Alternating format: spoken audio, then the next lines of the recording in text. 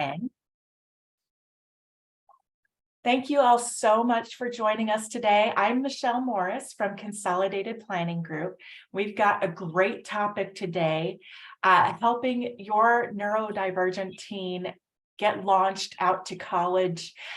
This is a great topic, and we're so thankful to have Michelle and Andrea here today with us to present.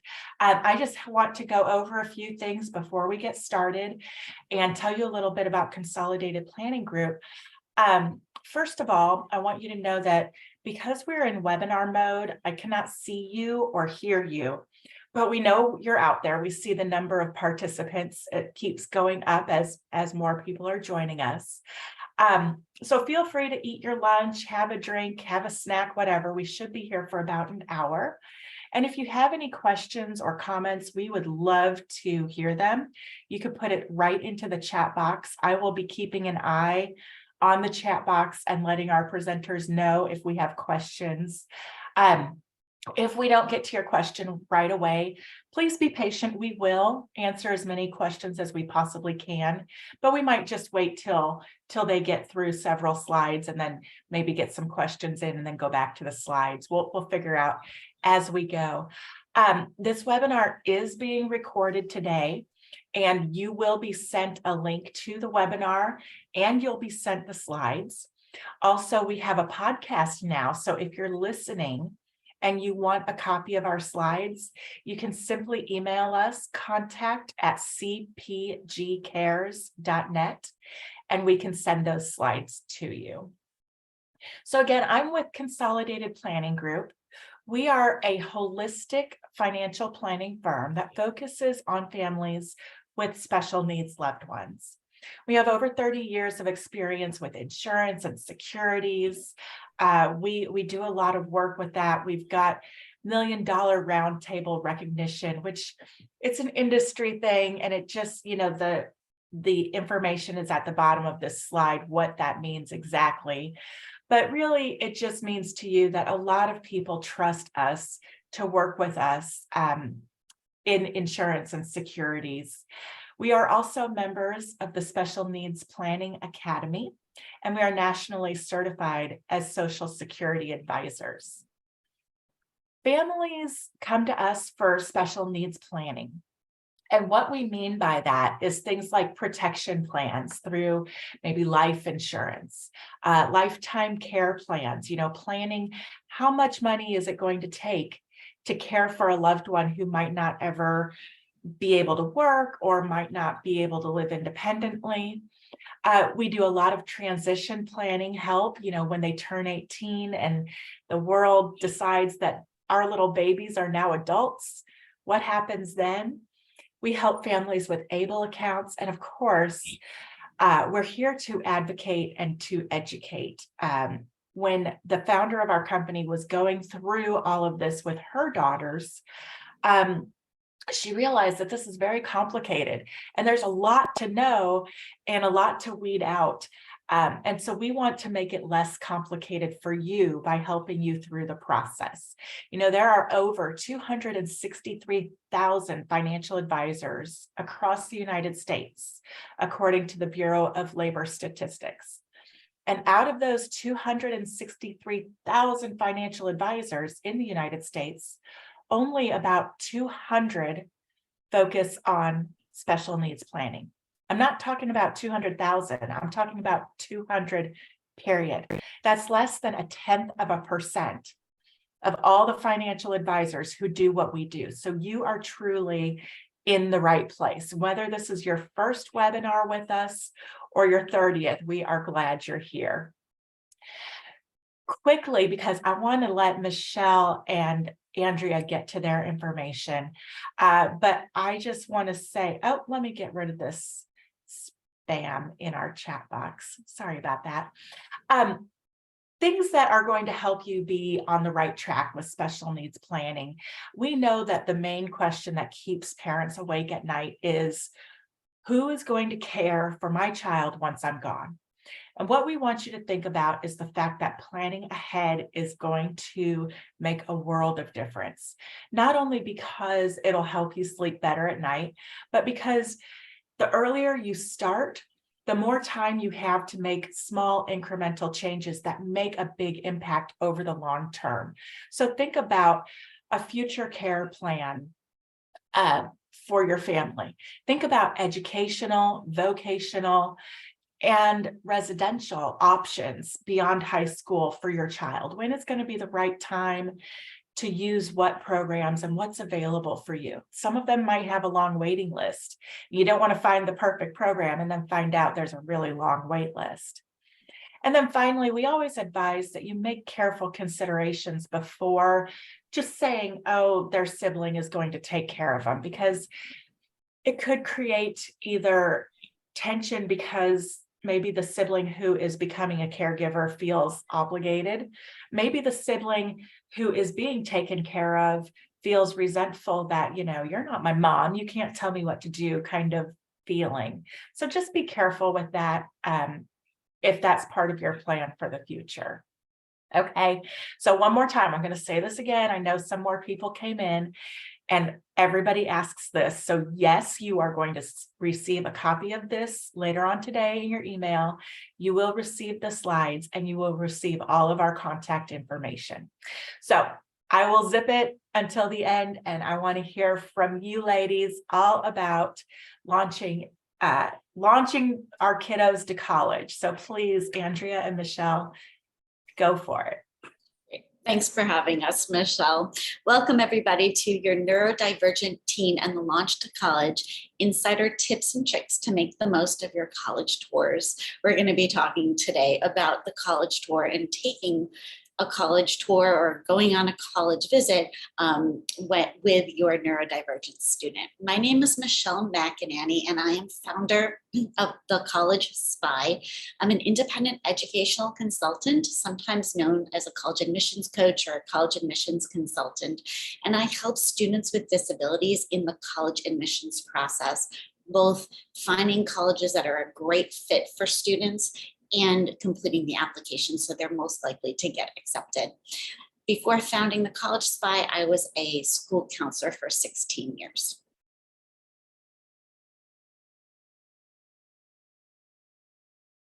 Just go to the next slide. Okay, sorry. Hi, everyone. Hi, everyone. I'm Andrea Brenner. I'm a college transition educator. I was a sociology professor. I'm a sociologist by training for 25 years at American University in Washington, D.C., where I also was a university administrator working and creating a curriculum for first-year students. I work very closely with the Office of Disability Services at not only American University, but other local colleges. And I am a public speaker. I travel the country talking to high school families as well as college students. And my sweet spot really is high school parents.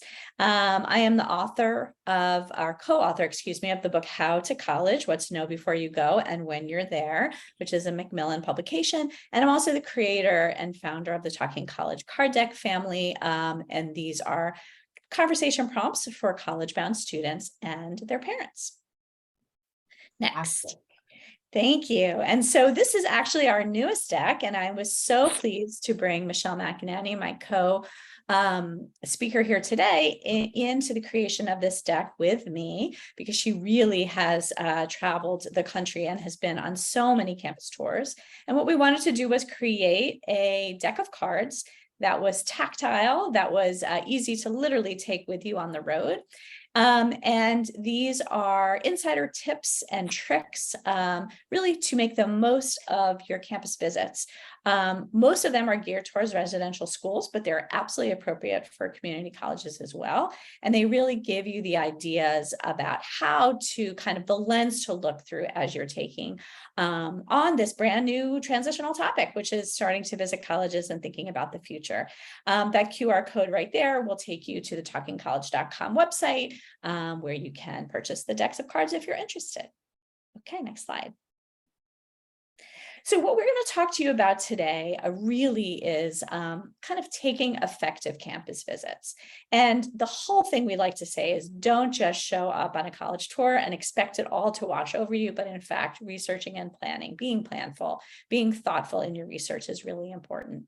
And it's especially important if you know that your child will be using special services on a particular college campus. And here we're talking specifically about disability support services. So absolutely, it's important to schedule a meeting in advance. Ideally, having your child reach out to that disability support office and saying, I'm going to be on a campus tour at this particular school on such and such a day at 3 o'clock. Is there a good time around then when I can come by and meet with the staff at Disability Services? You and your student must really understand their needs and their strengths. Those are learning strengths as well as personal and emotional strengths, and some of their challenges as well as you're going into this process. We love to say that it's wonderful as a parent to view the experience through your own eyes, but it's even more important to look through a campus tour through your students' eyes, as they are going to be the future college student here, not you. And that's sometimes hard to do as parents. It's hard to kind of check our own lens and in fact through our students' eyes. So that's something we'd love you to keep in mind. And then also a really important thing is that there's a lot of people that dig into campus tours at age 16, 17, maybe even before 16. And it's important to know that your student will developmentally change and mature by the time they head off to college. So if you feel that you're looking at colleges, but your student is not exactly college ready, that's absolutely fine. They are going to grow and mature a lot before they head off to school. We also love to say that it's important to be strategic when you visit campuses. And by that, we mean be organized, but also be flexible. Be invested in the process. You know, it's really, really important to visit colleges so your student can actually get a feel for what it's like to maybe be a college student rather than being a high school student. And as I mentioned earlier, it's to be incredibly important to be knowledgeable, especially about those campus support services. And one of the sort of the silver linings of COVID was that all of these wonderful support services that campuses offer are now available on the different departmental web pages. So you can find information about everything from tutoring centers to emotional counseling support to disability support. All of that is available online at every campus across the United States. Next. And it's also really important to visit several colleges. We are asked this question a lot, being sort of experts in this space. You know, how many colleges should I visit? And what we like to say is visit as many colleges as time and budget allow. Why? Well, there's a number of reasons. First of all, it really helps your student understand the application process and helps you understand it as well, because every information session is going to talk to you about that application process and what that looks like. And the more colleges you go to, the more tuned in you will be to what a good application should look like. It also helps you assess if colleges are good fits. Kind of common sense, but if you're, thinking small liberal arts school and your child is thinking, large university that focuses on STEM, it's a really good idea to get a bunch of different schools under your belt and actually visit all different types of college and see what feels like a good fit to your student. It's also important to compare campuses, and you can really only do that if you're on those campuses.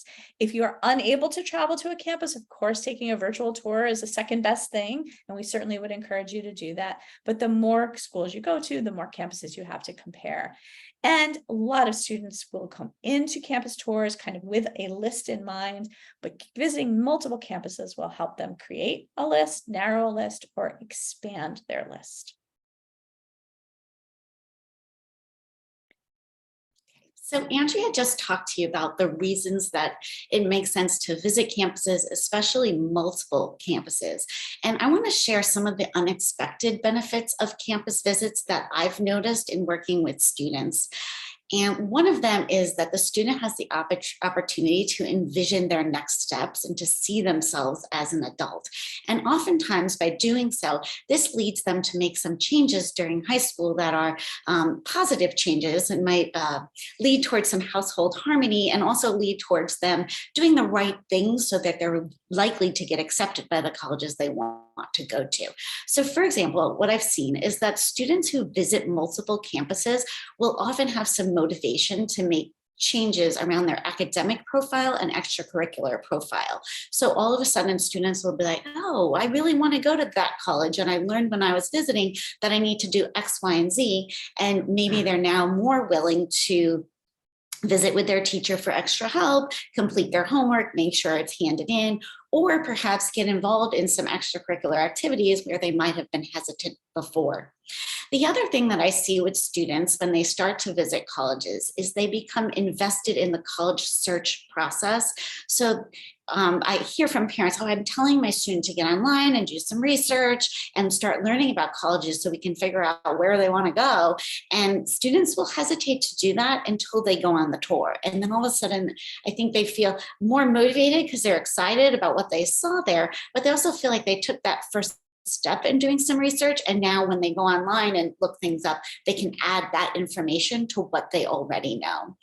And then finally, I see with my students who go on multiple college tours that they have an increased effort in their applications. They are more likely to get started on their essays earlier and just want to fill out the application because they can see this is what it's leading to, as opposed to it being some type of nebulous place they're not really sure what it's going to be all about. So highly recommend visiting multiple colleges. There's so many great reasons, even beyond figuring out whether that particular college that you're visiting belongs on your child's list or not.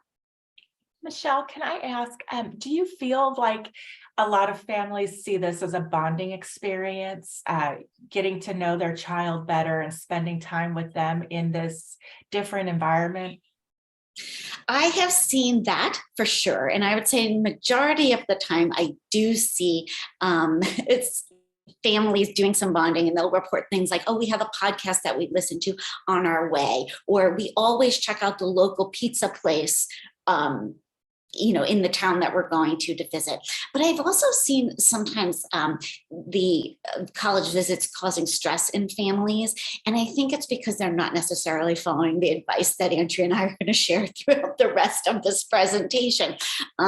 Because sometimes, for example, parents might talk about what their opinion is of the college before listening to what their students' opinion of the college is. And that could potentially, for some students, shut down the student. And then it's a little bit less fun. So we have some advice throughout the rest of the presentation about how to make sure that the experience is a really positive one. And certainly knowing what you're looking for, which we're going to talk about, does help, because then you have some structure around the tour. Wonderful. Okay, so obviously when you're looking for a good fit college, you're going to be looking at for a neurodivergent student, for all students, but including neurodivergent students, a really good academic fit, and to make sure that the colleges that you're going to have, that your students going to apply to, can support them academically. And we're going to talk about that in great detail during this presentation, but it's about more than just academic support, that the students need to figure out what it is that really matters to them in their college search. And oftentimes it's the tour that can help them determine, this is what I really want as part of my college experience, and actually that other thing I don't want. And so in our cards, we talk about these being our definites and our deal breakers, right? I definitely want this, and that's a deal breaker if the college has that. We don't want it at all. I also like to talk about that this is your students' opportunity to choose their own living and learning experience, likely for the first time. There are some younger students who did make a choice around which high school to go to and middle and elementary school. But for the most time, this is that first chance to choose where they're going to live and where they're going to learn. And so doing this work around researching colleges and visiting colleges is really helpful in making sure that it's the right choice. So we want to talk a little bit about planning. And really the first question is, when do I go ahead and visit colleges?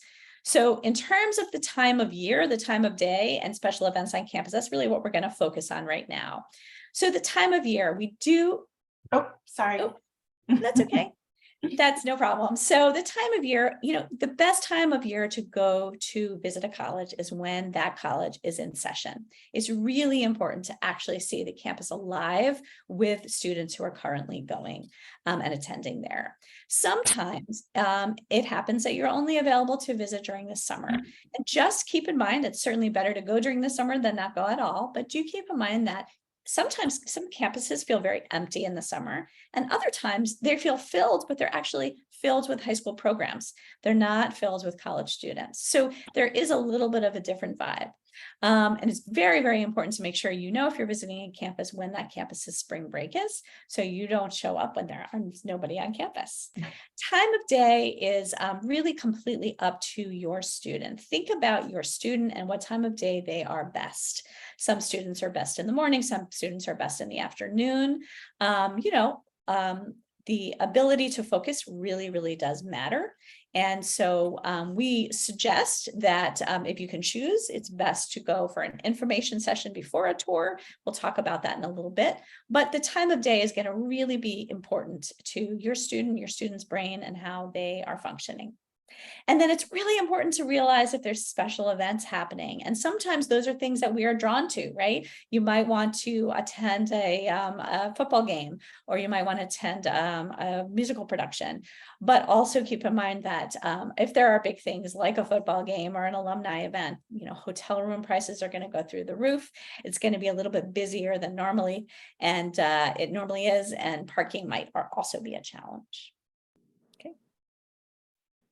And then we love to talk about how to visit. And it's really important to budget for your trips, right? Think about what this trip is going to cost and be smart about doing things simply. So if your student has never been on a college campus, you probably have a college campus near your house.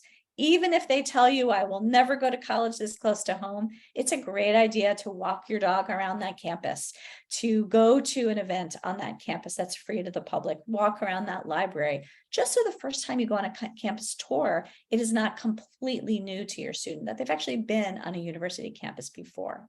Budgeting for your trips is really, really important. So think carefully about when you're already traveling. Maybe you're taking a family vacation, you want to tack on a college tour nearby, or maybe you're traveling for a doctor's appointment or an event. That's a great idea and a great way to budget for your trip.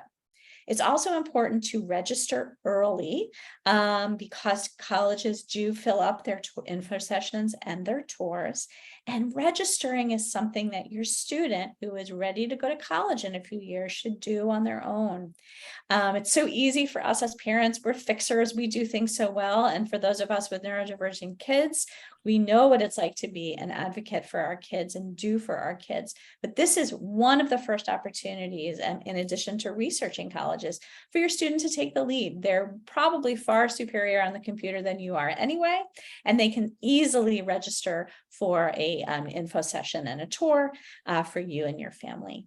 And then getting ready to go, kind of some of the simple things: look at the weather, tours go rain or shine, make sure you are prepared. You leave time for parking and walking. The larger the campus, the more cumbersome the visit might be. We love to suggest arriving early to campus. It's a great idea as you come to a new college town to drive the perimeter of the campus so you know the physical size of the campus. It's a great idea for the family to show up in advance of their visit, picking up materials. And again, that's something your student should be doing. That might be an alumni magazine, or that might be a sports newspaper. And then planning your free time, ideally your time after the tour and the info session, based on your student's specific needs and interests. And we've mentioned earlier that it's important to make an appointment with disability support or whatever accessibility services that your student might need.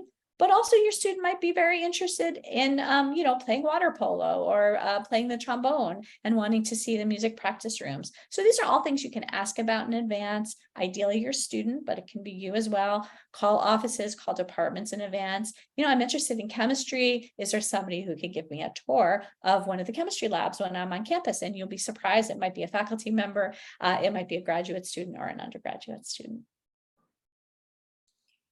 So one of the places that we very much want to encourage you to visit on your own is the Office of Disability, sometimes called the Office of Accessibility. And this is not usually a stop on the tour. In fact, when the tour guide points it out, I take note. That's a good thing, that they know that they should mention this, right? It tells you something about the culture on campus. So you do have to make an arrangement in advance of your campus visit to meet with the people at the Office of Disabilities. And this office is responsible for providing accommodations. So by law, right, the American Disabilities Act requires colleges to accommodate students with disabilities. And so this could be a wheelchair user, they have to have the ramps. Similarly, students who need extra time on their exams need to get extra time on their exams. And so the Office of Disability is responsible for coordinating those accommodations. They may also be responsible for coordinating other campus supports, depending on the school. But on your tour, it's important that you take the time and visit with them. And what I want to reassure you is that when you spend, as a prospective student, when you spend time at the Office of Disability, this information doesn't get communicated back to admissions.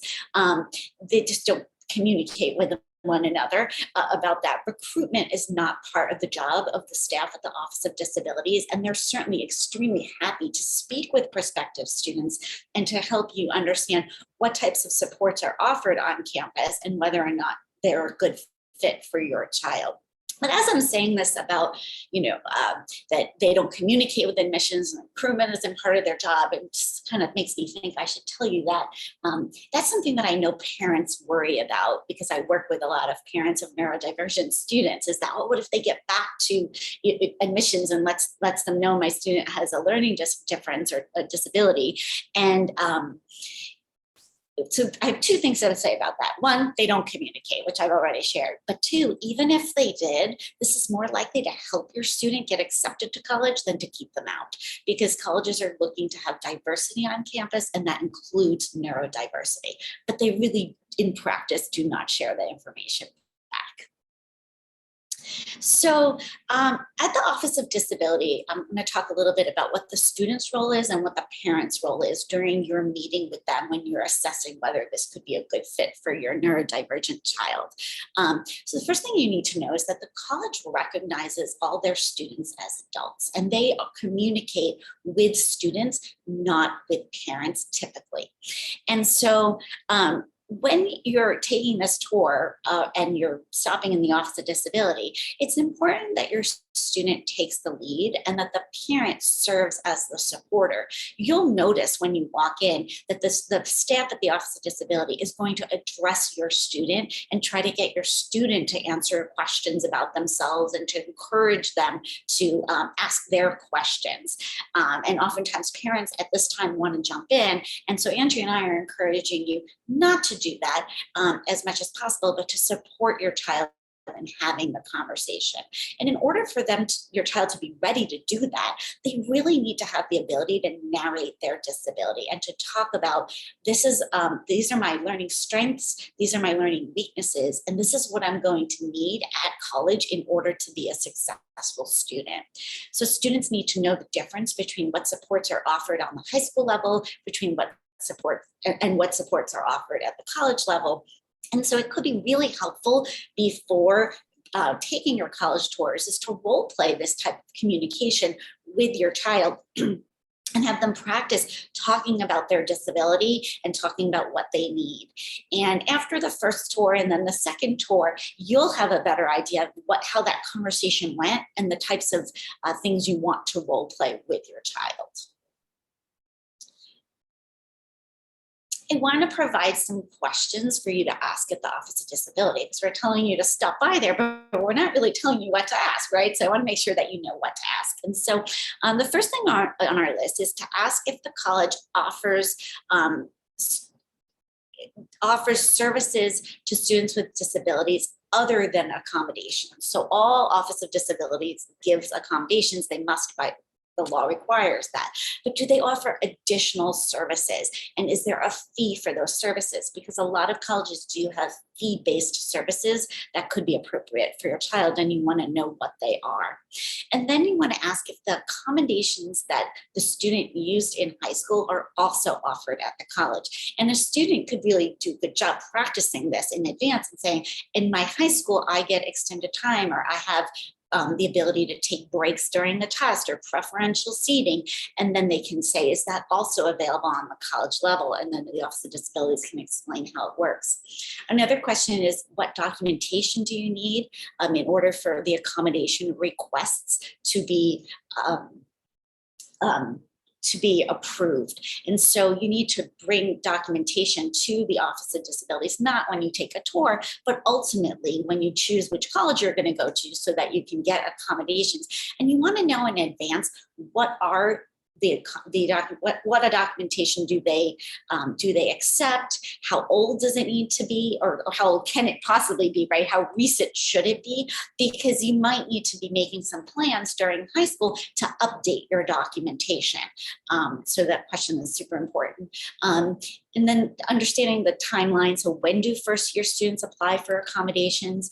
And also asking what happens once accommodations are approved. So, okay, the student has accommodations, but what is the student expected to do in order to actually get them to implement them at college? So usually what happens is the student is given a letter that says that they have an approved accommodation. It does not say why, and they need to provide that information to each professor when they want to use their accommodations. So you might want to ask, is there help? Does the Office of Disabilities provide my child with help and training in order to communicate with professors? A lot of times the answer is no. So if your child will need that, they're either going to need to practice doing that during high school, right, and work on those self-advocacy skills, or they might need to choose a school that does provide that type of assistance.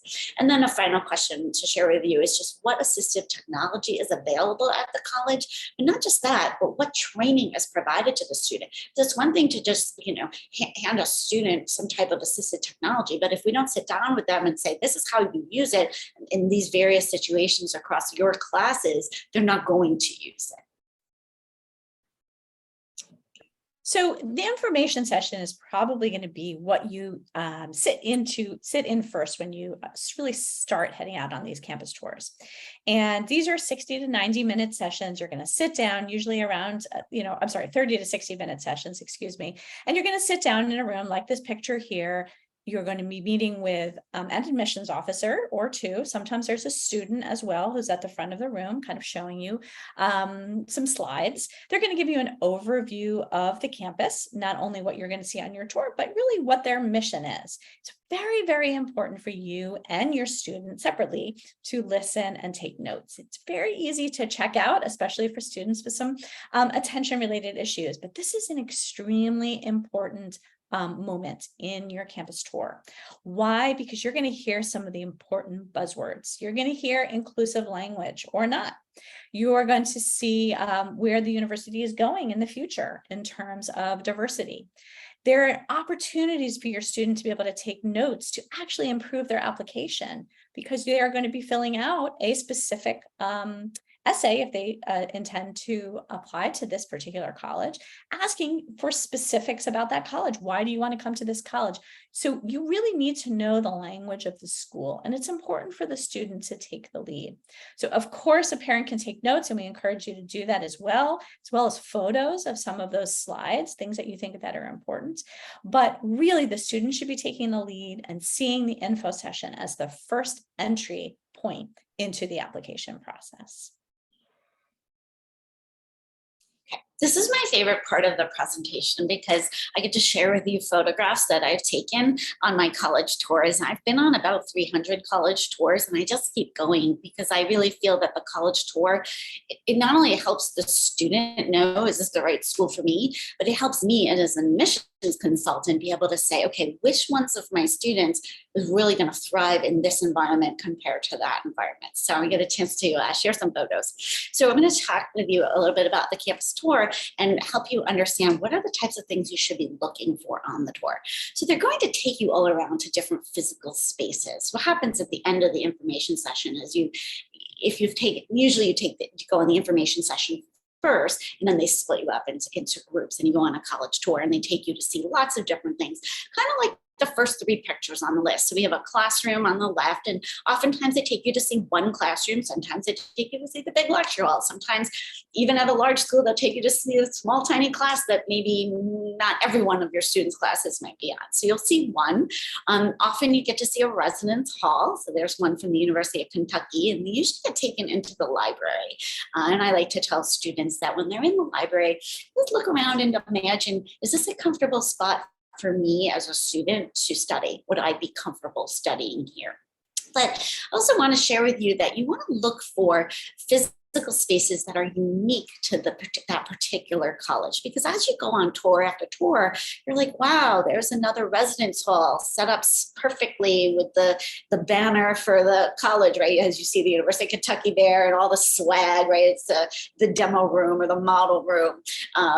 Or you'll hear the same types of things over and over. So what you need to do is start to look for what's different about this college. And so you can see in the 4th picture across, that's the University of Albany. That's my dog running around the fountains.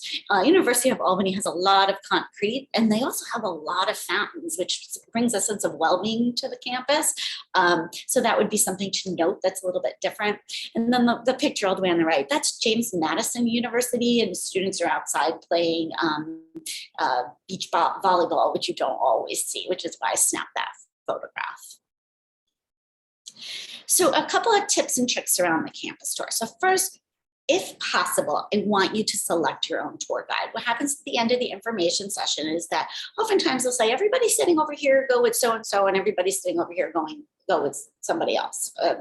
And so meaning going with these different student tour guides. And just prior to that, the tour guides will have come in and they'll introduce themselves one after another. Maybe there'll be 5 or 6 of them. And they're going to say where they're from, their major, and different things that they are involved in on campus. I suggest choosing your own tour guide based on the fact that you might have something in common. So if a student says, I'm a business major, go with the business major, even if you are assigned to somebody else. And if it's a big enough tour and a big enough group at the info session, you will be able to just slide into the one that you want. The other thing is just somebody who might be a little bit funny and engaging. You can tell a little bit about their personality, because students are often very influenced by who the tour guide is. So you want to go with the right one for you if possible. Another tip is to always walk in the front. So tour guides don't walk backwards anymore most of the time. They'll stop, talk, and then they turn around and walk forward to the next stop. And when they do that, they oftentimes have informal conversations with the families who are up front. And so if you're up front, you can actually ask some questions of the tour guide when they're off script, and they're more likely just to answer your question as opposed to do their regular presentation, which can be helpful to you as a family in figuring out, is this college a good college for my child to go to? The other thing you can do, if you don't have any questions, or maybe your student doesn't want you to ask questions, or they feel shy themselves, is just listen to the tour guide talk to other families. So now you're just eavesdropping on an off-script conversation.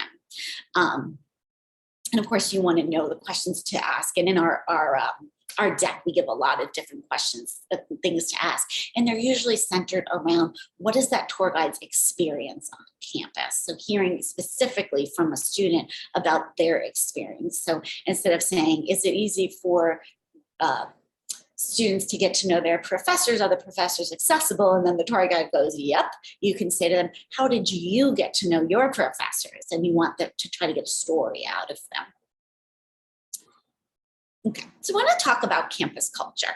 So while you're on the tour, you're going to be taken to very specific places that are assigned to the tour guide to bring you to.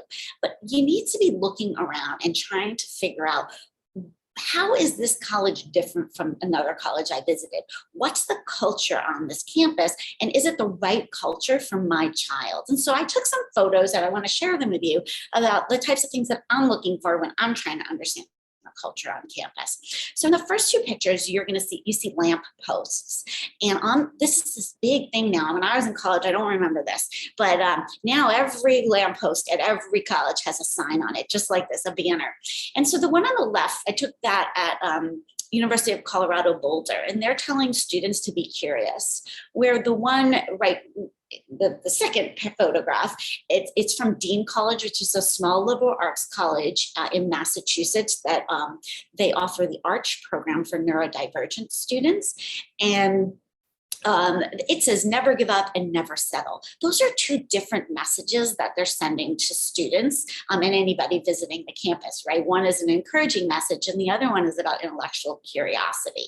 So it gives you just a little bit of clue to the culture on campus and what's important. The next picture, I'm taking that at Salve Regina. I visit a lot of colleges. Sometimes I mix them up. But you see this sometimes on colleges where there'll be international flags and they represent the international students that are on campus that year. They hang the flag of those students. And so what this tells me is that the school has somewhat of a global mindset and is very welcoming to students of different cultures. And then the one on the right is Marymount Manhattan College. And right in the front of the school, this is in New York City, they have the flag that says what the name of the school is, the United States flag, and the Pride flag. So we can kind of see that this is a school that is LGBTQIA+ friendly. So a couple more photographs to share with you. I'm often telling people to, when they're on college tours, to look for what's surprising. You're always going to be surprised on a tour. It's never, it happens to me all the time. I'm like, I'm never going to find a student to send to this particular college. And then I go, I'm like, that college is amazing. I need to pick out some students and make sure they know about this hidden gem. But on the left is a sports newspaper. And I took that photo, you can see my little toe there, at Muhlenberg College, which is a small college in Pennsylvania, just outside Philadelphia. And it's a Division III athletic school. So a lot of students maybe think that Division III schools don't have a lot of school spirit, especially school spirit centered around sports. But Muhlenberg, this small little D3 college, is actually putting out a weekly paper celebrating sports. So that's surprising. The next photo was taken at the University of Florida in Gainesville. A big rah-rah sports culture school, right? The Gators. But what was unique about that school is that there are scooters everywhere. So big spread out campus, and students are driving their scooter and their scooter parking all over the campus, right? So you can imagine what the culture is like there with the kids riding around on their scooters. So always take a look at bulletin boards. Sometimes the bulletin boards look like they did when parents of Gen Z went to college, which is what the photo looks like.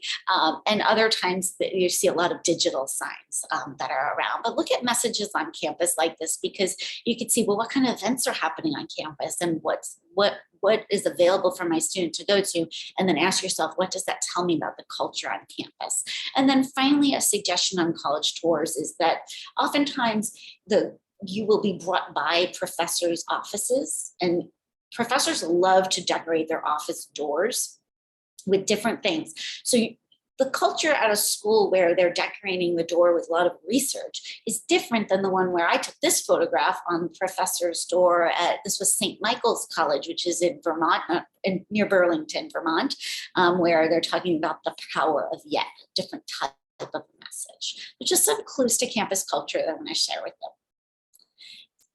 And then finally, you want to think about, well, what is the culture around disability at this particular college? And listen for, is inclusive language used while I'm on my campus visit?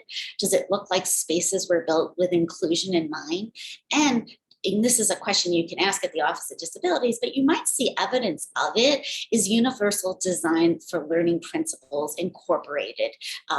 And so in case you're not familiar with what that means, it's basically a principle that says that, we're going to have access for all, and that there's going to be some flexibility around how the information is delivered and what's required of students. So for example, that not everybody, in order to show what they know in this particular course, has to write a paper. Some people might decide that doing a presentation is a better fit for them. Or putting something up online and creating a website around it, or something like that. Or another example would be what I did earlier when we were talking about the questions to ask the Office of Disabilities. You'll often hear presenters say, I'm not going to read the slides to you. All of you can read. And that's not universal design for learning principles, because first of all, not everybody can read, but also not everybody learns best by reading. Some people learn best by hearing and reading at the same time, or just hearing. So I made sure as I was going through that list that I read pretty much word for word each one to you as I spoke about it. That would be an example of universal design. And at some campuses, they teach this to professors, and at other campuses, they don't know what it is. And so you might have a choice about where it's the right place to send, you might have a preference, what's right for my kid. So next, we're going to talk about free time on campus, which really is the most important part of the visits. The info session and tour, for sure, you should do, and you'll get a lot out of those. But if you're going to dig down and find out if this is the right fit for you, for your student, it's a great idea to spend some time on campus exploring on your own. And sometimes that's after the info session and the tour. So as Michelle said, your tour will take you into usually one academic building and show you one classroom, but there are lots of different types of classrooms. And if your student is thinking about taking only small seminars, maybe your student will learn best in a very large class. You should really explore the academic buildings, and you'll be able to walk in and see, have your students sit down, feel like what it, does this feel right for me? Could I picture myself learning in this environment? Going into dining and communal areas, really, really important as well. I would definitely suggest getting a meal on campus. And sometimes it's nice to find a dining hall that's actually not on the tour. Usually your tour guide will point out any dining services that are, anywhere near where you're walking. But if you can, check out a dining hall or even a coffee place or a cafe where your student could see themselves hanging out. And when you're there, or when you're in a communal area like a lounge or a student center, have your student maybe even sit by themselves for 15 minutes with a coffee. Maybe they're on their phone, maybe they're looking around, maybe they're reading a book or reading the campus newspaper, seeing if it feels right. And that's super, super important. Extracurricular areas of interest are also extremely important. And I talk a lot to parents of high school students and tell them again and again, do not have your student wait till orientation to start learning about the clubs and organizations. The majority of college students meet their friends, not in classes, not in their residence hall, but in their clubs and organizations. They find people with shared interests and passions. And knowing that, it's really important to encourage your students to check out things of extracurricular interest. So that might include making an appointment or dropping by the student newspaper office and seeing who's working there and saying, I'm a prospective student. Can I just kind of look around and see what you guys are working on? What does a college newspaper look like? I mentioned earlier, music practice rooms. That's huge for students who play instruments, seeing if those are environments where they could see themselves learning and practicing, or maybe making music with other people. So extracurricular areas of interest, a great way to do it is to look online in advance of your tour, go to the student activities page and see what that school offers. Tips and tricks for free time on campus. It's really important to observe and to speak to students. And we do get this a lot. Oh, my student is not going to talk to anyone. Well, there are people that will be easy for your student to talk to. One would be the tour guide. Another would be a student who might be working on campus, what's called tabling, which are students actually sitting at tables and they're kind of talking to you about an event that's coming up or trying to get students to buy something or sign up for something. These are already student leaders who have put themselves in front of an audience. And so those are great people for your student to talk to. Another place to talk to students on a college, when you're visiting a college, is when you're online for something. So maybe you're picking up a pen or a mug at the student store, at the campus store.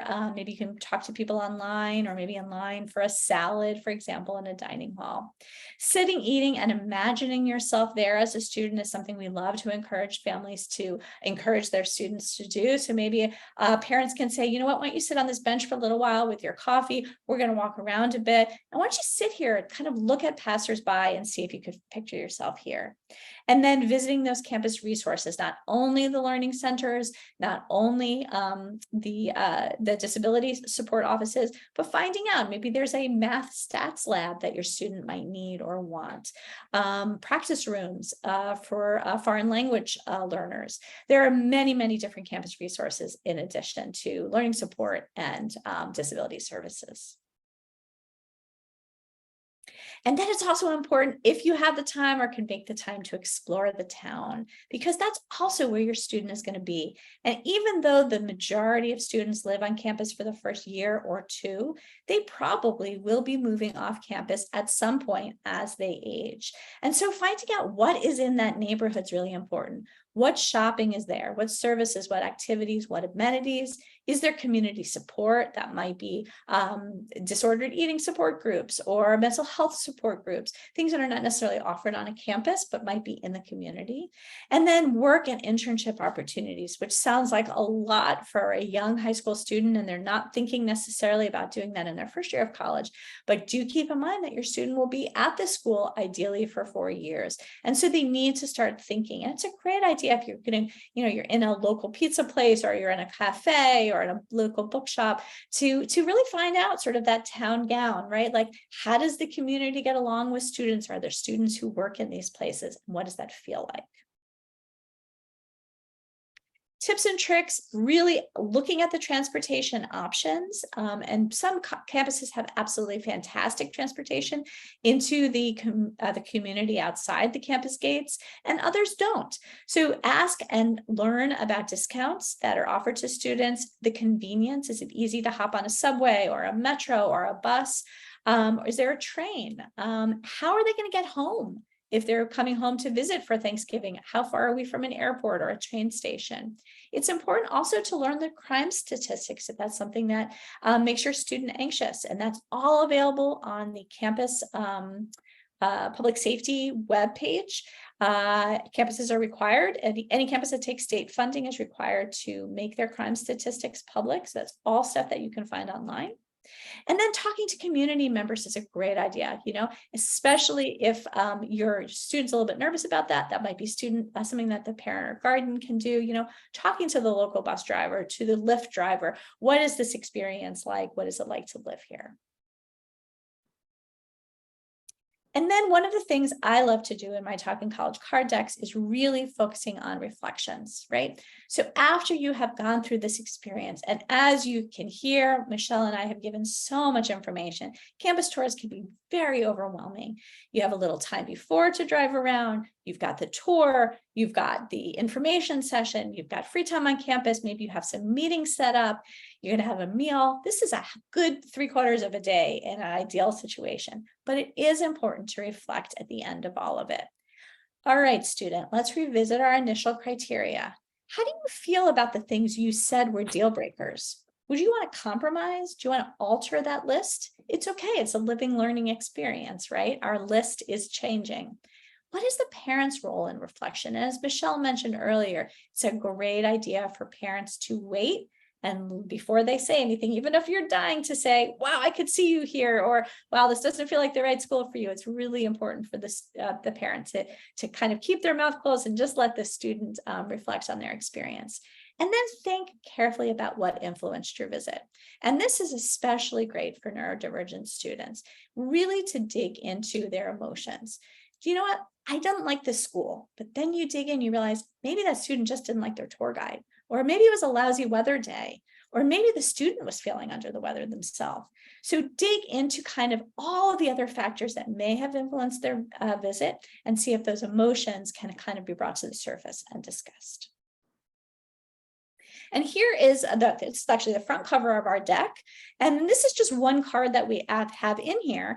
So we can give you kind of a little feeling of what our card decks look like. After each visit, this is a discussion prompt. Students should respond to these questions. Then parents should provide guidance and offer their opinions. Then, not before. So student says, can I see myself as a student here? First feeling, heart decision, not necessarily a head decision. Can I be myself here? Does this feel like a place that my identity can grow? What's the academic client? Are the academics a good fit for me, as I've heard about all of the core requirements, maybe an honors program, maybe a special learning program? What major or minor might I pursue here? Might it be called something different than at another school? Hey, maybe I've heard about a major or minor I've never even considered before. And what are those campus resources? How will my needs be met here? And what types of support have I learned about and heard about that I might use? And so we'd love to take some questions. Yeah. Yeah, I haven't seen any questions come through the chat yet. So definitely, if you're out there and you have anything that you want to ask, please bring up your questions. One thing I would love to hear from you ladies about, if you could briefly talk about, scholarships and the differences between public versus private costs of education. And so many people, I feel, kind of just ignore private colleges because you feel like, oh, we could never afford that. But on the other hand, I went to a private college and I was not a rich person, and my child ended up going to a private college in Chicago, and it was not because we're rich, but because more scholarships were offered. So if you could expand on that a little bit, I would love to hear your thoughts. Michelle, I know you're going to take this on. Yes, for me. I think I don't remember if it landed in the cards yet, but just It did. It did. it did. Andrea and I spent a lot of time talking about this because one of the things that I hear often from families is, I'm not going to go visit that college because the college is too expensive. And that makes my hackles go up. And I'll tell you why. Most students don't pay full price for college. Colleges have jacked up their prices on purpose in order to offer everybody, not everybody, but many students, some schools, everybody, a discount on tuition in a form of merit aid. And so because many colleges do offer discounts on tuition in the form of merit aid, it doesn't really make sense to avoid looking at private colleges when in effect the net price for you, so not the sticker price, but the price after you receive financial aid, sometimes need-based aid, but other times merit aid, actually can be the cost of a in-state tuition in your state. So I do a whole webinar on financial aid, talking about need-based aid, but also talking about merit aid and how do you know which colleges are generous with merit aid. So it's a in-depth, complicated topic, but it can be figured out. Good. I'm seeing two questions that kind of relate to the same thing. People are looking for a resource or a guide that helps evaluate the support services and accessibility resources at different campuses. Is there any kind of easy spreadsheet? Aha! I think Andrea's got an answer. This is an exceptional one. It's the K&W guide, for sure. I would absolutely suggest that one as well. Michelle, do you have others? That's the one. Okay, what's the name of that? I'll put it in the chat box. The K&W guide to colleges for students with learning differences. Okay. And then another question, if the Office of Disability and the admissions offices aren't really talking, then how come I called the disability office, and then we're getting all these emails trying to get us to go to the school? I don't know. That could be because it's very possible that there was a communication saying that if anybody calls, let's market the school to them. But what they're not doing is they're not passing information about specific applicants to say this student has a learning disability or is neurodivergent and therefore don't accept them to the college. That was my point. It's more just this student was here. Yeah, like let's get them to apply, right? Colleges want to get the most applicants possible. The reason why is because the more applicants they have, the more they can reject, and then they seem more selective. Colleges very much want to seem more selective, so the following year they get more applications. And so they might have a system on campus that if any office, gets somebody to come in on their own that let admissions know so we can add them to the mailing list. That is wonderful. I have a couple more slides. We also have a couple more questions. So how about if I go really fast and you ladies look at the chat box, and when I'm done talking, you can take over for the rest of the time that people are willing to stay on. Deal? Well, absolutely. Okay, so we will be sending you Andrea and Michelle's contact info. So please contact them if we're unable to get to your questions today. We offer a ton of great webinars on all kinds of topics that are related to special needs planning and special needs families.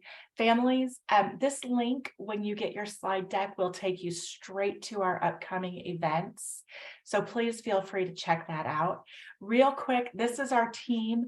We are a small, independent, holistic planning firm. We will be reaching out to you to see if you have more questions for us. And you can also schedule a free consultation with us. And then finally, I'll just say these icons down here for our social media are all clickable. So if you want to check out our YouTube channel, which is where all of our webinars go to live after we present, or our Instagram page, our podcast, or our Facebook, or if you want to just call or email us, you can use this information. Okay, I'll shut up again. You go ahead, ladies. That's fine. And Michelle, if you don't mind going back to our QR code. So I wanted to say one thing before right there. Thank you. There is a new deck coming out in October that is called Talking College, College Ready, specific college-bound students, specifically for college-bound students, and it's all about students with learning differences. So I have a pretty large advisory group of LD experts from across the country who've been working on that. So if you go to that site and you like us on social media, you will be able to see when that's coming out. Michelle, you want to take some of these questions? Sure. So there's a question about whether an IEP is needed from high school for a student who would be transferring to college for their sophomore year. So I want to answer that question like this. An IEP from high school is never needed in order to receive accommodations at college. And sometimes students do provide their IEP to the Office of Disabilities just to provide some more information about themselves as a student, but that's not usually a requirement. It's not the documentation that's required. They're much more interested in the neuropsych report that was used in order to develop the IEP, or perhaps, maybe it's a documentation from a doctor about a disability. It doesn't have to be a neuropsych report, but you never need an IEP in order to get accommodations. It's not needed, but as Michelle said, they might ask you if you have any additional documentation, you can include it. And lots of people do include that. Then there's a question here about how much time do colleges typically offer you to accept or reject. It depends on when you apply. So you could hear back right away within 6 weeks of applying to a college for a school that has rolling admission. You might hear back by the winter holidays in December. Sometimes you hear back as late as the end of March or early April. But the time when you have to make a decision is May 1st. So colleges want to hear from you May 1st. They want you to put your deposit down at the college you're going to by May 1st. And then there's a second question that says, do I happen to know about accommodations typically offered to students with ADHD? Yes, students with ADHD are often offered extended time for testing. They might be offered the ability to take some breaks during testing, or to sit in a certain area of the classroom is a possibility. And lots of colleges provide testing rooms for students to actually take their tests, not in the classroom, but in a different environment that are usually a little bit lower stimuli. Wonderful. Last question. Yeah, thank you everybody so much for being here today and for taking the time. I hope you've enjoyed this webinar. I found it fantastic and a lot of great information. So Michelle and Andrea, thank you for sharing with us today. Please reach out to any of us. If you have questions about the presentation today, reach out to Andrea or Michelle. If you have questions about Consolidated Planning Group and what we do, please feel free to reach out to me or my office. We are all truly here to help. That's our main goal. We might have talked about a little bit, salesy stuff today, But these are tools for you that are going to be helpful. And that's what's in our hearts, I think, is to truly help you all. So thank you again so much for being here today, Michelle, Andrea. It's been great. Thanks And for enjoy the having rest of us. your week. Thank you. Bye, everybody. Bye-bye. Bye, thank you.